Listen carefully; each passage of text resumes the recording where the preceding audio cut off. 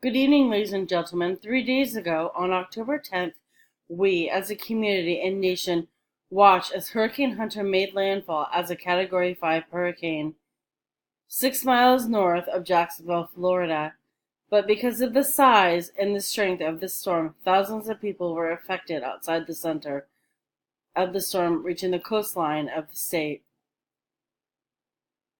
Deadly winds reaching up to 150 miles an hour, along with pelting rain and hail, tore through many communities, wiping out electricity and causing mass destruction while moving north through 7 other states. These states included Georgia, Carolina, Virginia, New York, and Maryland, and finally Pennsylvania.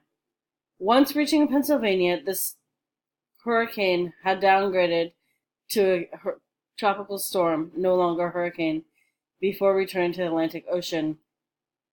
But before returning to the Atlantic Ocean, the storm claimed over 350 lives and leaving many missing and unaccounted for. We as a community and nation have watched the aftermath of this storm, including flooding and other major emergencies throughout the communities affected.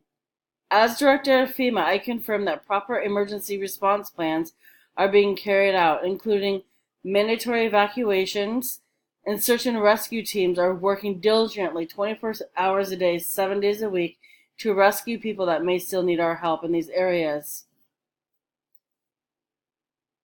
Hurricane Hunter and the affected areas have been declared a state of emergency because of the mass casualty event. Our goal, FEMA and other organizations such as NIMS, are to uphold leadership and authority while working in collaboration with state, local, and federal agencies. These agencies, along with FEMA, are to uphold continuing mandatory evacuations while bringing the National Guard in order to assist with this process. Evacuation shelters have been set up for evacuees where they can receive food, shelter, and clean water, and additionally medical services if needed.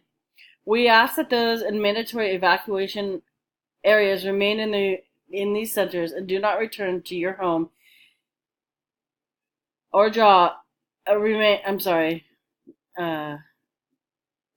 venture back into affected areas until the state of emergency and mandatory evacuations have been lifted.